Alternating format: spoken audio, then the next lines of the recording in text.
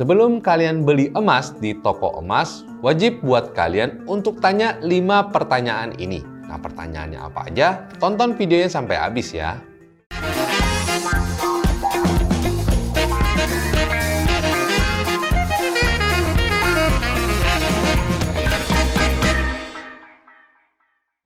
Halo semuanya, selamat datang di channel Halo Emas bersama saya, Willy. Di video kali ini kita akan bahas 5 pertanyaan wajib yang harus kita tanyain sebelum kita beli emas.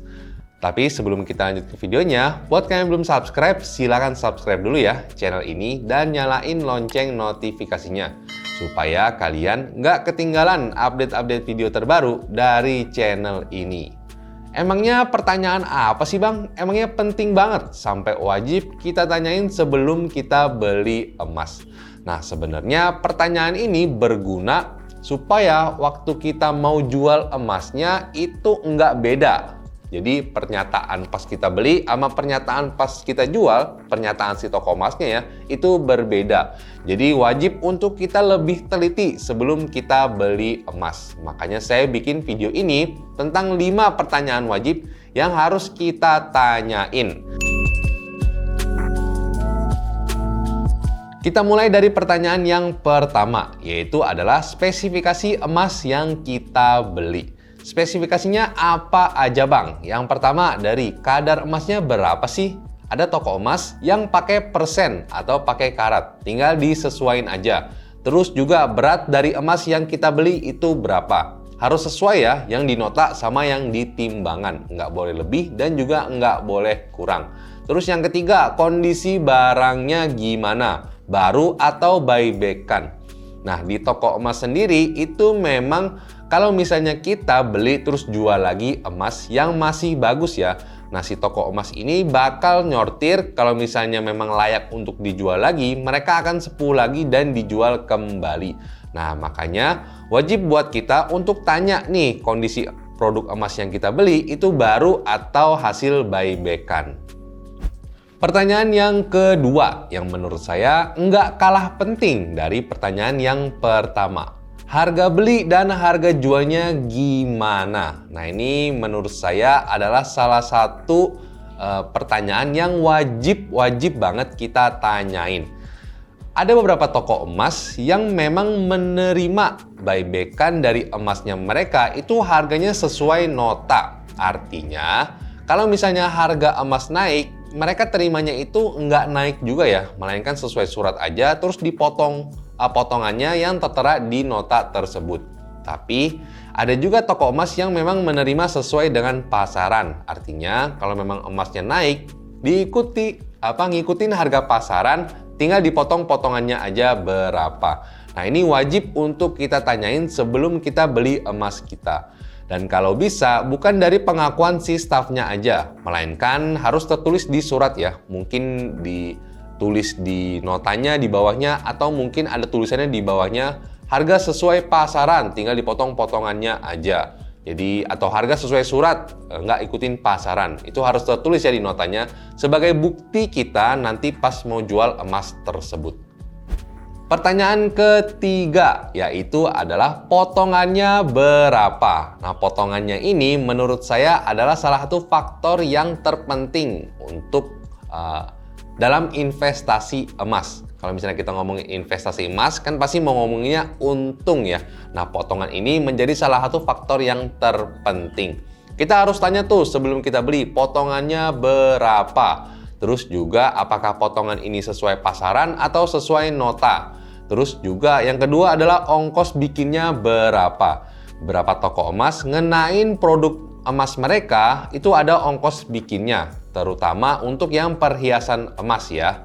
Terus kita harus tanya juga selain itu adalah total kerugiannya berapa. Artinya kalau misalnya kita beli hari ini dan langsung jual di hari itu juga, total kerugiannya atau total potongannya berapa. Jangan cuma nanya potongannya aja ya. Kadang-kadang memang ada beberapa toko emas yang cuma ngomongin potongannya aja, tapi sebenarnya ongkos bikinnya juga hilang gitu. Jadi saran dari saya adalah tanya total kerugian kalau misalnya saya jual emas ini tuh berapa. Jadi udah diakumulasi sama ongkos dan juga total potongannya. Pertanyaan yang keempat yang nggak kalah penting untuk ditanyain sebelum kita beli emas. Emas yang kita beli di toko emas ini tuh bisa dijual di mana aja sih? Kalau misalnya kita beli Antam atau UBSD, yaitu mungkin rata-rata bisa dijual di toko emas mana aja. Tetapi beda untuk yang perhiasan emas. Biasanya kalau misalnya kita beli perhiasan emas di toko yang satu, kita harus jualnya di toko tersebut juga. Nah, beberapa toko emas kan ada punya cabang ya, atau mungkin toko rekanan. Itu bisa kita tanyain, jadi untuk jualnya bisa kemana aja. Apakah toko ini memiliki cabang atau enggak? Jadi bisa dijual di toko yang lain ya. Mungkin toko yang lebih dekat dengan tempat tinggal kita. Terus kalau bisa, pertanyaan selanjutnya adalah ketentuannya gimana? Apakah ngikutin dari tempat kita beli atau tempat toko yang kita mau jual emas itu? Kan mungkin ketentuannya berbeda tuh. Nah, jadi itu wajib untuk kita tanyain sebelum kita beli emas. Pertanyaan yang kelima yaitu adalah emas ini tuh diproduksi oleh siapa sih? Artinya pabrik mana yang membuat emas yang kita beli ini? Nah, ini penting banget. Jadi pabrik itu kan juga punya reputasi ya atau merek gitu. Jadi kita bisa menilai emas ini berkualitas atau enggak, itu kita bisa lihat dari salah satunya dari produsennya. Terus juga apakah emas ini buatan pabrik atau handmade atau home industry, ini juga bisa kita tanyain. Jadi saya nggak bilang home industry lebih jelek dibandingkan dengan pabrik ya. Kadang-kadang memang ada home industry juga yang kualitasnya bagus. Tetapi rata-rata home industry punya peralatan yang kalah canggih dibandingkan dengan yang pabrik punya.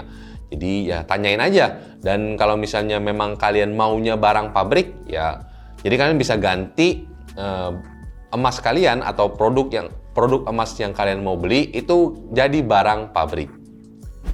Kesimpulannya, Bang, sebegitu pentingnya kah pertanyaan ini untuk kita tanyain sebelum kita beli emas?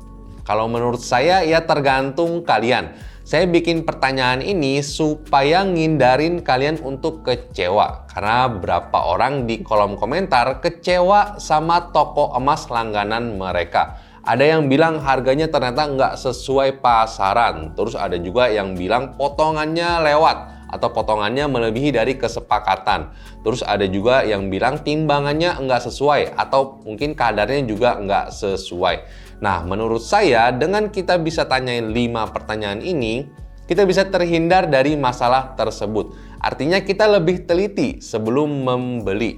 Yang pasti dengan kita lebih teliti, kita udah tahu berapa potongannya, berapa kadarnya, berapa spesifikasinya, dan yang lain-lain.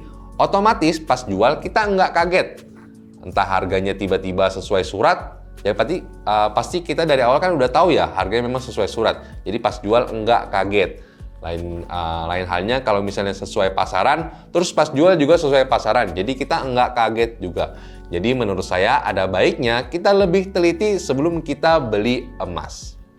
Nah, jadi gimana guys? Pernah nggak sih kalian nanyain pertanyaan-pertanyaan ini sebelum kalian beli emas? Atau mungkin kalian punya pertanyaan sendiri yang wajib kalian tanyain sebelum kalian beli emas?